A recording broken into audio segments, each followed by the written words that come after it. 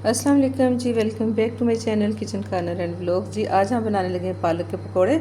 और ये जो मैंने शापर रखा है इसमें मैंने एक वीडियो आपके साथ शेयर की थी। ये जो पालक है ना, ये मैंने 5 जो हैं लपेट के रखे थे, तो ये मैंने एक निकाला है। तो अब इसके हम बनाएंगे पकोड़े। और यकीन करें ये 10-12 दिन हो गए हैं। और ये देखें ज़रा, मैं आपको दिखाऊं, ये पालक जो है ना, ये देखें बिल्कुल फ्रेश।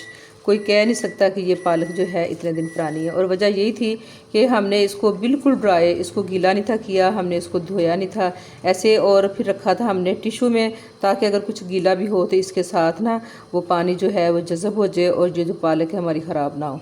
तो जी अब हम इस जो खूबसूरत सी पालक जो है अल्हम्दुलिल्लाह माशाल्लाह, खूबसूरत सी पालक ग्रीन कलर की फ्रेश इसके बनाते हैं पकौड़े। तो आए करते हैं पालक की कटिंग। और जी ये प्याज भी हमने नॉर्मल से 2 काट लिए हैं। और ये मोटी मोटी हमने देखें ये पालक भी काट ली है। अब इसको हम वॉश करके तो डालेंगे बाउल में। पालक और प्याज धो के हमने डाल लिया बाउल में। और ये जो सब्ज़ धनिया है इसको हमने पहले धोया और फिर इसको काट लिया है, ये भी करेंगे इसमें शामिल। और अब इसमें डालते हैं, और जी अब हम डालेंगे इसमें 1 कप भर के बेसन। मुझे इतना ही आज पकोड़े चाहिए। और ये बेसन जो है ये मैंने छान के डिब्बे में डाला हुआ है। आपकी ज़रूरत जो है उस हिसाब से आप पालक डालें और उस हिसाब से बेसन डालें।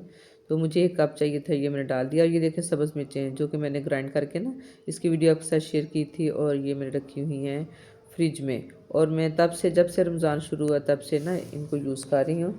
और माशाल्लाह बस अब ख़त्म होने वाली थोड़ी सी रह गई हैं। और जी अब हमने हाथ पे डाली है जी थोड़ी सारी अजवाइन, उसको हाथों से दोनों से मसल के तो डाल दिया इसमें। इससे मसलने से टेस्ट जो है ना बड़ा अच्छा आता है। और ये 2 चम्मच भर के मैं सूखा धनिया जो है ये डालूंगी। और इसको मैंने दरदरा सा करके तो रखा हुआ है ताकि ज़रूरत के हिसाब से इस्तेमाल कर लिया जाए। और इसके बाद डालेंगे हम मज़ीद स्पाइसेस। सुरख मिर्च का पाउडर है 1 चाय का चम्मच। और साथ में डालूंगी नमक, और नमक भी मैंने डाला है इसमें 1 चाय का चम्मच।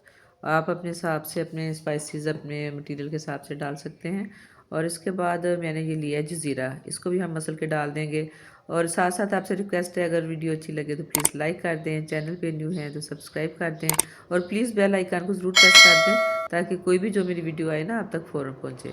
तो जी जनाब अब हमने हाथों के साथ, क्योंकि सब्ज़ी हमारी जो धो के डाली थी गीली थी, उसको मल दिया है, हिला दिया, मिक्स कर दिया, पानी डालने की ज़रूरत नहीं पड़ी। और मज़ीद इसमें मैं 2 खाने के चम्मच दही डाल रही हूँ। और मैं पकौड़ों के मटेरियल में ना दही ज़रूर डालती हूँ, इससे के साथ पकौड़ों का टेस्ट बड़ा अच्छा सा आता है, बड़े मज़े के पकौड़े बनते हैं। अगर आपने कभी नहीं डाला तो प्लीज़ ज़रूर डालिएगा मेरे कहने पे। और इसके बाद जनाब हम ये लिया है दही, और ये जो ग्रीन चटनी है ये बना के मैंने फ्रीज़ की हुई है, तो ये निकाली है। 1 क्यूब में निकालूंगी और चटनी बना लेंगे हम ना, इसको मिक्स करके रख लेंगे। और अगर आपको जल्दी हो तो ये जो क्यूब है ना इसको 10 सेकंड के लिए आप माइक्रोवेव कर लें तो बहुत जल्दी से ये घुल जाएगी। तो लेकिन ये कि मैं थोड़ा सा इसको मिक्स करके तो रख देती हूँ, बाकी फिर ये ना नॉर्मल हो जाएगी पड़ी हुई। और इसके बाद जनाब हमने रखी चूल्हे पे कढ़ाई, और आजकल मैं सरसों का ऑयल यूज़ कर रही हूँ। और लोहे की जो कढ़ाई है ना इसमें पकौड़े बनाने का भी अपना मज़ा है। वो इस तरह के, एक तो लोहे का बर्तन अच्छा होता है फ्राई करने के हिसाब से, और दूसरा ये कि इसको रोज़ाना आपको धोना नहीं पड़ेगा। ये नहीं टेंशन होगी कि आपकी कढ़ाई जो है काली होगी, गंदी होगी ना। और आहिस्ता आहिस्ता करके ये बिल्कुल ये नॉन स्टिक की तरह की हो जाती है इस्तेमाल कर करके ना। तो ये कढ़ाई जो है मेरे पास काफ़ी सालों से है, और माशाल्लाह ना इसका बड़ा क्या कहते हैं सुख आराम है। और जनाब गरम जो तेल था उसमें हमने डाले पकोड़े, और 2 मिनट पकोड़ों को बिल्कुल नहीं हमने छेड़ना। उसके बाद हमने इनको हिलाया, इसकी साइड उलट पुलट करेंगे। और जब तक फ्राई करेंगे नॉर्मल आंच पे, जब तक कि जब तक इन पे अच्छा सा कलर ना आ जाए ना, अच्छा सा फ्राई ना हो जाए। और पकौड़े हमारे माशाल्लाह फ्राई हो गए हैं। और इसको हम निकाल लेंगे, और मज़ीद जो थोड़े पकोड़े रह गए हैं हमारे बनने वाले वो भी बना लेंगे। और माशाल्लाह जी देखिए खूबसूरत लुक के साथ मज़ेदार से पकोड़े हमारे तैयार हैं। उम्मीद है आपको रेसिपी पसंद आई होगी। अपना बहुत ख्याल रखिएगा, दुआओं में याद रखिएगा। अल्लाह हाफिज़।